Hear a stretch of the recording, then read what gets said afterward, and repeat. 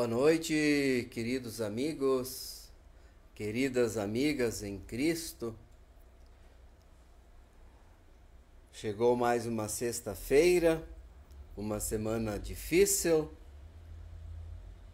e chegou o momento da nossa live, conversando sobre Bíblia, espiritualidade e saúde. Estamos desenvolvendo uma série de conversas sobre luto nas histórias de paixão, morte e ressurreição de Cristo. Hoje vamos falar um pouco sobre a história da prisão de Jesus, segundo o evangelista Mateus. Um abraço especial para todos e todas vocês que sempre estão nos acompanhando. Primeiramente, vou tomar a liberdade de indicar uma leitura bíblica. Uma leitura de um livro, desculpa. O livro tem por título Cura e Fé, Merecimento ou Dádiva de Deus. Ingo Wulfstorf é quem escreve esse livro. Se bem que dentro do livro existem alguns capítulos, alguns artigos, escritos também com a colaboração de outros autores. Espero que vocês consigam visualizar aqui a capa do livro, Cura e Fé, Merecimento ou Dádiva de Deus. É uma excelente leitura. Seria bem importante que cada um pudesse ter esse livro na sua biblioteca pessoal, inclusive lá na biblioteca da comunidade, para ser estudado, lido nos grupos. É uma leitura fundamental, em função também do contexto que nós vivemos. Por exemplo, o que trata o livro Cura e Fé no Novo Testamento, Igreja do Cuidado. Aí tem subtítulos como a questão, por exemplo, Jesus expulsa demônios e espíritos, em relação à cura de pessoas, né? E no fim, por exemplo, tem e se eu não fui curado? Então é muito interessante o diabo e os demônios, a influência da espiritualidade na saúde, a influência da espiritualidade na saúde mental, perdão e cura, e ungir enfermos, um rito comunitário com imposição de mãos. Então é bem interessante aqui uma fundamentação bíblica sobre esta questão de espiritualidade, cura, doenças, né? Assuntos, temas que mais adiante nós também vamos tratar nas nossas lives. Então vamos direto aqui para o assunto que nos cabe falar hoje. Mateus capítulo 26, os versículos 47 a 56. Então, vocês podem ler esse texto na íntegra, tá? Eu vou aqui fazer alguns comentários sobre o texto, tá? Vocês podem lê-lo aí em casa, num outro momento, né? Com a Mateus 26, 47 a 56. É o texto que vai falar sobre quando Jesus é preso. Também se encontra em Marcos, capítulo 14, Lucas, capítulo 22 e João, capítulo 18. Então, este é um texto, um acontecimento, um fato relatado pelos 4 evangelhos. Mas nós queremos descobrir que tipo de ponte poderíamos fazer em relação ao luto das pessoas. Nós tínhamos dito algumas lives atrás que nós agora em março chegaríamos a 300 mil pessoas mortas. Não é uma adivinhação, né? Tem pessoas que pensam que ser profeta é adivinhar o que vai acontecer no futuro, alguma coisa assim, ou você vai ter uma inspiração especial de saber o que vai acontecer na vida. O profeta bíblico, eu não sou um profeta, eu sou pastor, mas a Bíblia nos ensina que profetismo é você fazer uma análise da realidade, os elementos, os mecanismos, como nossa sociedade funciona, como os setores estão tomando as decisões. Então, baseado nisso e baseado em conhecimentos que a gente acaba adquirindo através de leitura, através de palestras em relação à ciência, relacionados à saúde, estava bastante evidente que iríamos chegar nesse número de pessoas falecidas pelo Covid-19. Tem cientistas dizendo que vamos chegar aos 500 mil pessoas mortas se continuarmos assim como estamos. Então, a gente sempre espera e a gente sempre ora que não. Mas isso também depende dos cuidados, das ações que precisamos fazer. É bem complicado, é bem difícil, né? Qualquer ação, qualquer decisão vai trazer dificuldades para esse setor, para aquele setor, né? Mas, continuando como estamos, as mortes ainda vão se acumulando e vão ser muitas. Então, nós vamos pensar nisso. Então, estamos com o coração doído, entristecido, cada vez mais perto de nós, cada vez mais pessoas do nosso conhecimento, possivelmente do nosso convívio, faleceram. E isso toca a vida das pessoas, né? E nós precisamos desenvolver esse luto em nós. A falta de luto é um sinal de indiferença com o falecimento das pessoas. Então, é muito importante pessoas terem o processo de luto. Quando a gente não desenvolve o luto, já falamos em lives anteriores, possivelmente vamos desenvolver alguma questão psicológica adversa para a nossa vida, né? Muito bem, então o texto que fala da prisão de Jesus, ele em um dado momento, né, Jesus ainda estava falando quando chegou Judas, um dos 12 discípulos. Já falamos sobre Judas, sobre como é que ele vivenciou o luto, né? E em que sentido podemos ver luto e como que ele encarou isso em Judas, né? O traidor, que veio a tirar a sua própria vida. Vinha com ele uma grande multidão armada com espadas e porretes, que tinha sido mandada pelos chefes dos sacerdotes e pelos líderes judeus. Também já conversamos sobre isso do ponto de vista histórico. Quem quer prender Jesus não são as pessoas, vamos dizer assim, que não têm religião, que não têm crença, que não creem em Deus. São sacerdotes e são os simpatizantes desses sacerdotes, os escribas. Eles são os doutores da lei nesse tempo, que eram, vamos dizer, uma espécie de guardiões da lei, dos costumes, das tradições.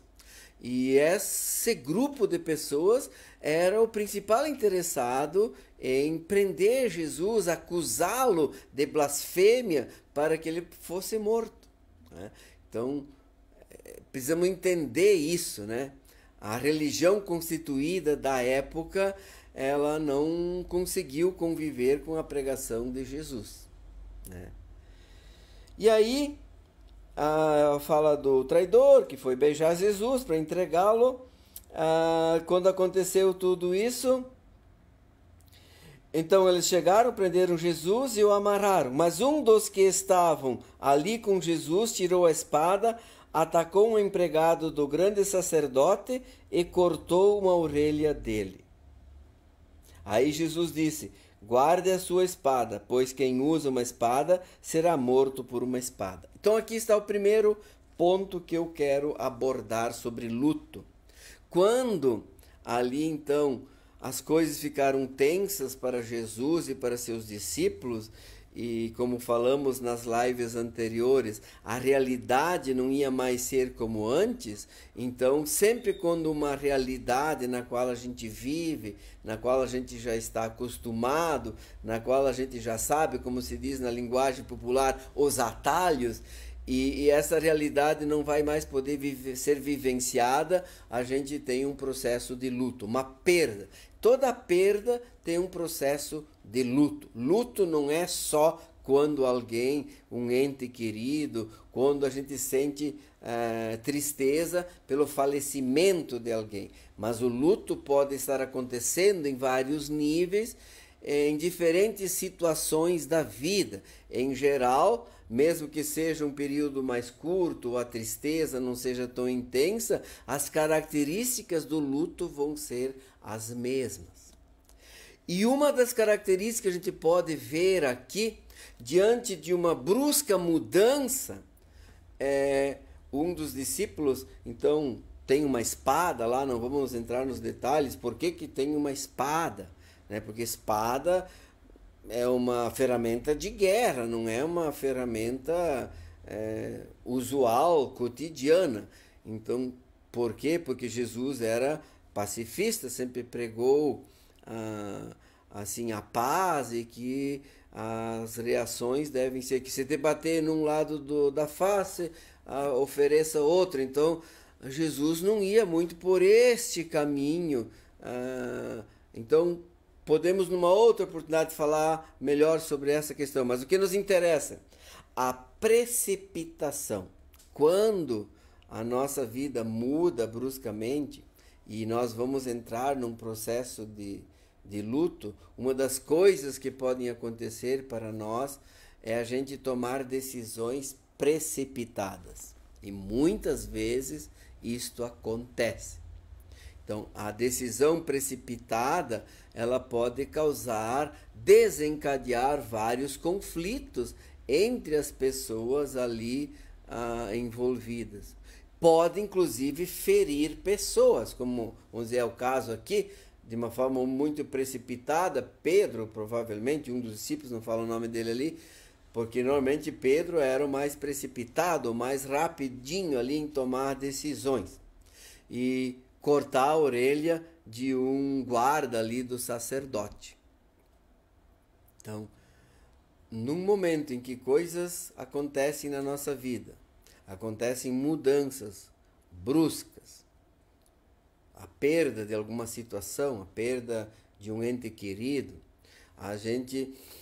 é importante respirar fundo, é importante dar um tempinho. É evidente que precisam ser tomadas decisões.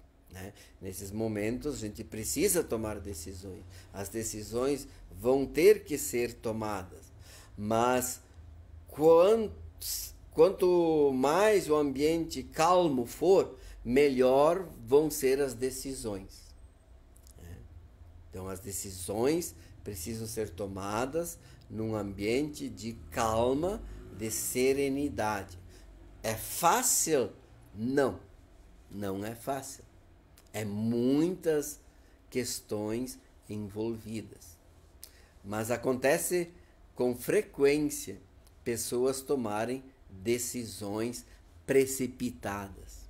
Isso não é bom. Então, a segunda questão que a gente pode ver aqui em relação que poderíamos fazer uma ponte com luto. Então, mais adiante no final, aí diz assim: tudo isso está acontecendo para se cumprir o que os profetas escreveram nas Sagradas Escrituras. Então todos os discípulos abandonaram Jesus e fugiram. Já falamos da fuga, da negação. É uma etapa de enfrentamento do luto. A gente quer dizer que não pode ser, isso não é. A gente quer, como uma ferramenta de defesa, a gente quer negar isso, né? Então, já falamos nos vídeos anteriores, vocês podem acessar ali a página e assistir. O que eu quero abordar agora, rapidamente, é essa questão de... Mas tudo isso está acontecendo para se cumprir o que os profetas escreveram nas Sagradas Escrituras. Bom, a gente pode fazer uma interpretação que poderíamos chamar de fundamentalista, e existe essa interpretação da Bíblia, ou poderíamos dizer de uma interpretação ao pé da letra, uma interpretação, um entendimento literal aqui do que está escrito. Então, a gente ouve isso também de pessoas enlutadas, a gente ouve pessoas querendo aconselhar a pessoa enlutada, ajudar, consolar, dizendo: não se preocupe, se isso aconteceu era porque Deus queria, Deus escreve certo em linhas tortas, coisas assim que a gente acaba ouvindo, foi vontade de Deus. Então, não é o pensamento evangélico de confissão luterana, não é o meu pensamento que, por exemplo, acontece um acidente, alguém vem a falecer, é uma questão que acontece de forma brusca, né? E aí, na hora da despedida, ou depois, alguém diga: isso foi vontade de Deus, ou isso foi castigo de Deus, isso aconteceu porque Deus permitiu. Veja, é uma questão complicada isso, é uma das questões complexas da teologia, da espiritualidade e da fé em Deus. Neste livro que eu sugeri para vocês lerem, de uma ou de outra forma, vai também abordar isto, né? Vamos dizer, isso é um castigo de Deus, é uma vontade de Deus, é porque Deus permitiu, ou porque que acontecem algumas questões. Essa é a parte difícil de a gente tratar, mas aos poucos vamos tratando. Hoje o que eu quero dizer para vocês é que na questão do luto, muitas vezes as pessoas dizem assim: isso não é um caminho muito legal de dizer foi Deus que quis assim, foi Deus que permitiu. Não é bem assim. Nós temos que aprofundar essa questão, né? As coisas não acontecem por destino, a nossa vida já não está escrita. Que tudo que vai acontecendo é como se nós fôssemos um bonequinho, né? Marionetes, né? Com uns fios, e alguém estivesse nos dirigindo, a Deus ali nos conduzindo para cá e para lá. Tudo acontece porque Deus faz acontecer. Vamos dizer, e aonde que está a nossa responsabilidade, a nossa missão? Então, não dá para dizer assim, diante do luto, diante das questões, isso foi vontade de Deus, né? Temos que aprofundar esse assunto. Aqui na Bíblia, isso tudo está acontecendo porque os profetas escreveram. Temos que entender muito bem que alguns profetas, especialmente Isaías, vai falar da vinda de Cristo. É o profeta messiânico, né? Ele vai anunciar a vinda de Jesus, né? E aqui o Evangelho de Mateus, e especialmente o Evangelho de Mateus, usa muito essa expressão. Isso está acontecendo para se cumprir o que os profetas disseram. Isso tem uma função na Bíblia. Isso não quer dizer que tudo que está acontecendo por aqui é porque Deus fez, Deus não fez, Deus deixou. Muitas coisas acontecem por aqui porque é responsabilidade nossa. Se nós colocarmos tudo como responsabilidade de Deus, nós tiramos a nossa responsabilidade. Ou se nós colocarmos tudo lá na responsabilidade do diabo, como muitas pessoas também têm costume de fazer, e onde que está então a nossa responsabilidade? Então temos que cuidar muito quando a gente diz esse tipo de coisa, quando a gente desenvolve esse tipo de espiritualidade. Aqui na Bíblia está dizendo que o que Jesus vem fazer Jesus está cumprindo aquilo que os profetas anunciaram. É para isso que está aqui. porque Jesus Cristo é o Messias anunciado. Então, isso que está acontecendo especificamente aqui é para dizer que Jesus é o Messias. Então, temos que entender especificamente nesta situação que isto aqui está acontecendo para exaltar a obra de Deus em Cristo, que Deus se tornou um ser humano e que ele sofre como seres humanos, e ele vai morrer como seres humanos, mas ele vai vencer a morte para que o ser humano também seja agraciado pela ressurreição com a vida eterna.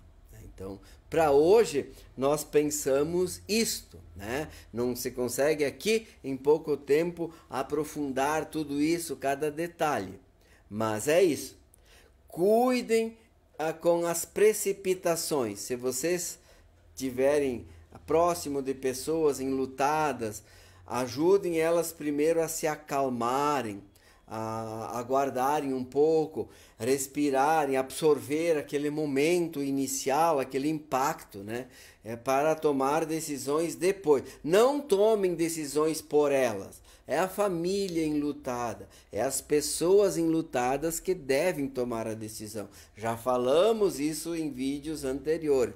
A gente não pode ficar dopando as pessoas com calmante, com remédio, e daí essa situação as pessoas vão tomar decisões. Também vão ser decisões equivocadas. O que a gente pode fazer é com naturalidade acalmar a pessoa, porque ela vai se acalmar, para ela respirar um pouco, dar um tempo, e daí motiva ela a pensar e ela tomar a decisão junto com os familiares. Não é nós que tomamos decisões pelos outros.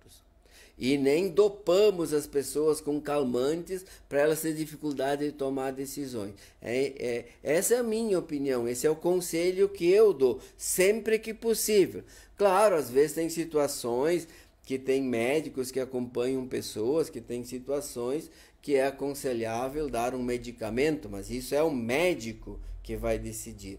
Eu sempre aconselho as pessoas a, nesse momento, não tomar essas coisas. Mas tentar vivenciar a intensidade que esses momentos nos proporcionam, essa tristeza. Ela precisa ser vivenciada, ela não pode ser maquiada. A gente já falou muitas vezes isso lá atrás, em outros vídeos.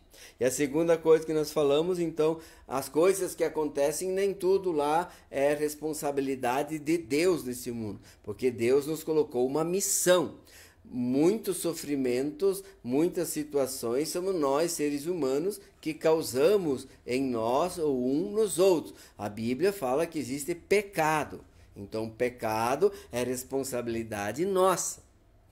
Então, temos que aprofundar essas questões. Nem tudo que fica acontecendo aí podemos dar responsabilidade a Deus. É difícil. Por que Deus não evitou? Bom, isso é uma coisa que podemos conversar em outras vezes. Tem livros aqui, eu tenho livros que posso citar para vocês nas outras lives sobre essas questões, assim, são delicadas. E no mais, pessoal, amanhã à noite, então às 19 horas... Bom, toda sexta-feira a gente fala aqui ao vivo na página da Pastoral do Cuidado, e no sábado às 19 horas o vídeo ele é reproduzido no canal do YouTube do Sínodo. É só procurar lá no YouTube Sínodo Planalto Rio-Grandense e entrar lá, que às 19 horas começa a rodar aqui na íntegra o vídeo que nós produzimos hoje ao vivo. Vai lá, se inscreva no canal do Sínodo, são produzidos excelentes conteúdos, né? Por exemplo, amanhã à noite vai ter uma live do Sínodo, então acompanhem, vão lá, acompanhem, se inscrevam, acionem aquele sininho, né, que é para receber as notificações de novos conteúdos. Ficamos felizes que vocês estão nos acompanhando de perto e de longe, né? Sempre nos acompanham aqui o Dirceu Lair Hofstetter e a sua esposa, então, de Vitor Greff, né? a gente quer, através deles, dar um abraço especial para toda a paróquia lá de Vitor Greff. A Seni Kassen, a Lone Ginzel e a Miguelina Silveira da Silva. Miguelina, um abraço para ti, Lone Ginzel e Seni. E que Deus conceda para vocês a oportunidade de pensarem profundamente sobre o que eu disse e tenham dias bem-aventurados. Na próxima sexta-feira estaremos novamente aqui conversando sobre Bíblia, espiritualidade e saúde. Que a paz do nosso Deus em Cristo, na unidade do Espírito Santo, esteja com vocês, agora e sempre. Amém.